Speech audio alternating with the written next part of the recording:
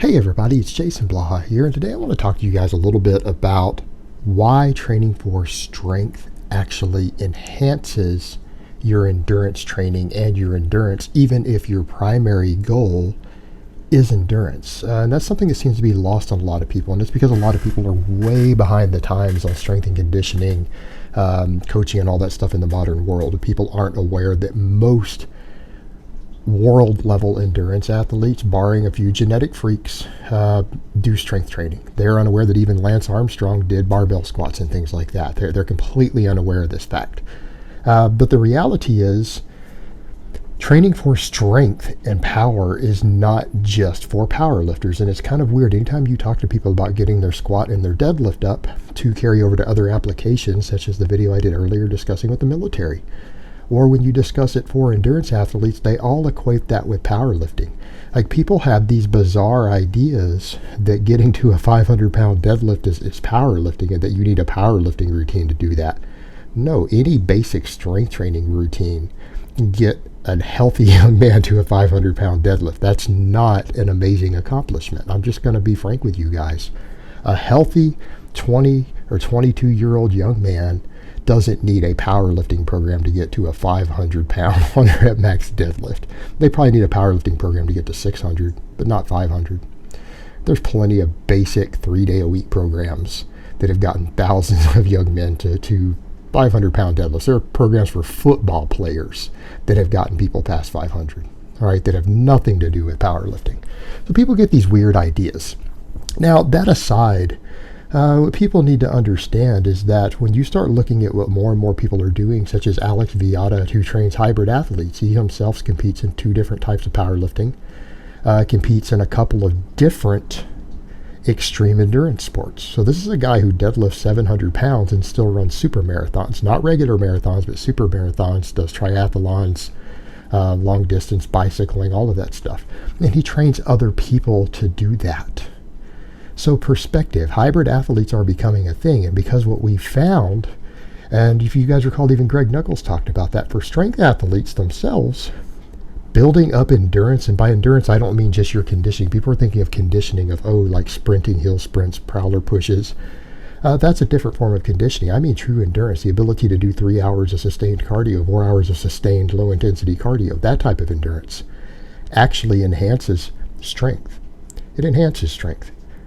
In the long term, if it's done for a long enough period of time, it improves recovery ability and it improves work capacity.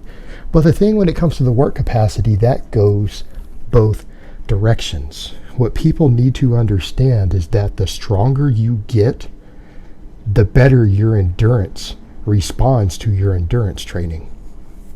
In other words, if your goal is to improve your 10-mile run time, part of doing that, one of the better ways to do that, is to actually work on your squat.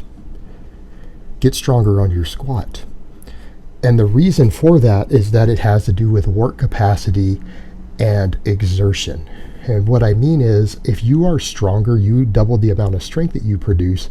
Every step that you take when running is a smaller amount of your maximum strength, because everything that we do is strength. People need to understand what strength is. When you write with a pencil, that is strength. You're picking up a little 1-ounce pencil and writing with it. Picking up your cell phone is still strength. Strength is, again, your ability to produce force against external objects. This is a well understood concept in strength and conditioning. When you are running, every step that you take, when you are pedaling a bicycle, every pedal that you take requires a certain amount of force. And that force is a percentage of your maximum exertion. So therefore, if you double the amount of strength that you have, it requires half the amount of your maximum exertion to pedal. Therefore, you will improve your speed over time with the same amount of effort. In other words, you can probably grab a higher gear on your bicycle and it will feel as if you're pedaling with the next gear down. But it's going to let you go faster. The same thing, your 10-mile run time, it's going to be easier on your legs because you are stronger. Now, people will argue there'll be weight gain associated with it. That's right. And that's the reason you don't see a lot of super heavyweight power lifters out running marathons, because a 270-pound guy is going to struggle with a marathon. But when we start talking about the ability to perform a marathon, you're going to find strength athletes do really well if they train for endurance also, because that's what it comes down to. As long as your body weight is kept at a reasonable level that doesn't destroy your endurance, your ability to maintain oxygenation, your caloric needs, etc., while you're doing these endurance activities, it's not going to interfere enough to offset the strength gains and the strength's ability to improve your work capacity. So in other words, what you find is that people who build up a strength base, if you start with a 150-pound squat for 3 reps or 5 reps, and you build it up to 300 pounds for 3 reps or 5 reps, then you're going to find your endurance work is easier. Your training for endurance is going to become even easier. And when it comes to different types of endurance, you're going to find those are going to be greatly enhanced. In other words, if you take someone who's 160 pounds and you have them train and build their strength base up to where they're 175 pounds, they gain 15 pounds of muscle, you're going to find that if they have to run with a heavy backpack or with a person thrown over their shoulder, again, kind of the point I made in the military video, it's going to be easier for them. And if they have to run with a person over their shoulder and they've got to go 3 miles, 4 miles, 5 miles with them, they're going to have an easier time of it. That extra 15 pounds of muscle they gained with the strength that comes with it, the strength that comes with it will more than offset their gain in body weight. They're going to be more successful at doing that. They're going to be able to keep their speed up longer while carrying that load. They're going to be able to get there faster, and they're not going to be as winded when they get there. And if anyone who doesn't understand that isn't looking at how most of the top endurance athletes train. Now, I understand there's going to be runners from Kenya and stuff to which this doesn't apply, but you go look at the Tour de France people, you look at triathletes, you look at all the people who are winning, and then you go check and see if they actually do heavy barbell lifting. You're going to be surprised. And you need to understand is that we're not talking about powerlifting. No one's talking about putting people on a powerlifting program. We're talking about just basic strength training. I'm not telling you to improve your endurance you need a 500-pound raw squat. But if you can do 300 for a few reps, which any basic strength program will get you there, if you can do 300 for a few reps, it's dramatically going to improve your ability to run a marathon. It's going to dramatically improve your ability to do a bicycle race. It's going to dramatically improve your ability to hump a backpack on a hiking trip. It's going to enhance your endurance because you have a higher work capacity. And when you combine that improved work capacity with the cardiovascular benefits that you've obtained from your endurance training, you get a winning combination. You get a combination that produces better endurance. It produces better endurance. In other words, again, as long as you don't gain such an excessive amount of weight that becomes a problem for you, it's usually okay. And again, people who've only gained 20 pounds of muscle with minimal fat gain, probably not going to slow you down. At least not the way that people think it will.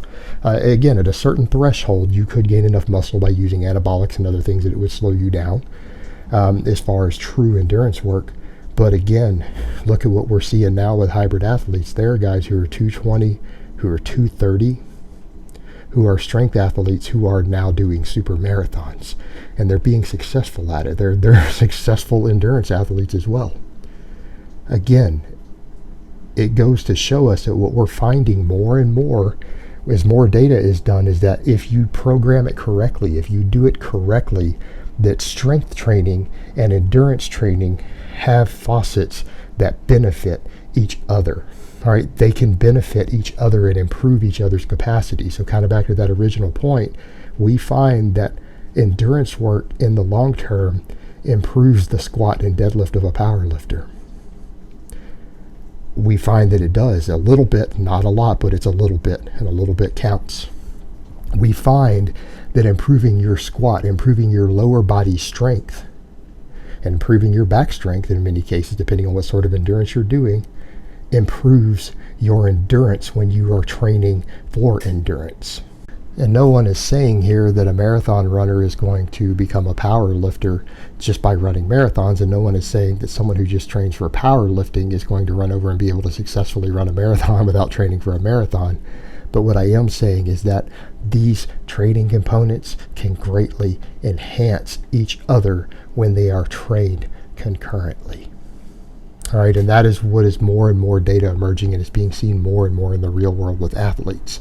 It's not an either or, it's that in many cases you can actually get the best of both worlds. And that's what we're talking about when we talk about real fitness, complete fitness. All right, guys, but that's really all I have to say on that today. I hope it's been informative, and I will talk to you guys next time.